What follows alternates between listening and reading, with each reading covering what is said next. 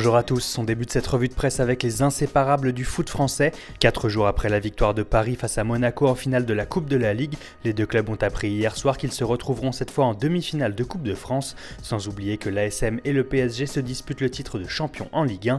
Ce sera le 4e et dernier duel de la saison entre les deux clubs. Pour le moment, bilan équilibré, une victoire chacun et un nul. En Angleterre, le suspense est peut-être mort hier soir avec la belle victoire de Chelsea face à Manchester City 2-1. Dans le rôle du héros, on retrouve Eden Hazard, auteur d'un doublé.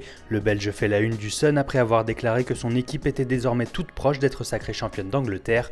Les Blues comptent 7 points d'avance sur Tottenham 2e et 14 sur City. De l'autre côté des Pyrénées, Sport-U consacre une jolie une à la course au titre entre le Barça et le Real Madrid pour mettre en avant les démonstrations des deux clubs hier soir dans des conditions bien différentes. Le Real a en effet régalé face à Leganés avec une équipe totalement remaniée sans la BBC.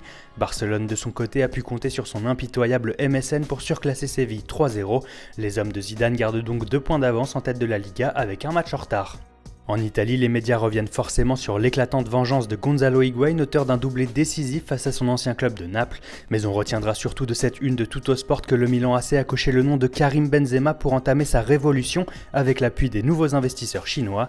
Le journal assure que les Milanais souhaitent bâtir leur nouvel effectif de rêve en débutant par le poste d'attaquant, et le Français apparaîtrait comme le buteur de classe mondiale le plus accessible du marché. Les Lombards compteraient sur une arrivée d'Aubameyang au Real Madrid et la confiance des dirigeants merengues envers Morata pour faciliter les négociations qui pourraient se conclure entre 50 et 60 millions d'euros.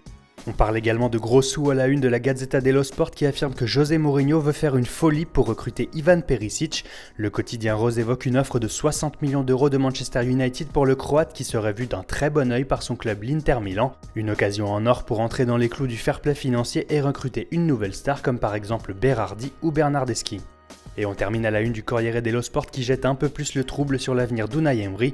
Le journal croit savoir que Luciano Spalletti va payer les éliminations de l'AS Roma en Ligue Europa et en Coupe d'Italie et ne sera plus sur le banc la saison prochaine. Et avec l'arrivée annoncée de Monchi, l'entraîneur du Paris Saint-Germain serait la priorité absolue des dirigeants romains qui espèrent qu'Emery pourra se libérer de son contrat avec Paris pour rejoindre la Louve. Voilà, c'est tout pour aujourd'hui. Très bonne journée à tous sur Foot Mercato et rendez-vous demain pour un nouveau tour d'horizon de la presse sportive.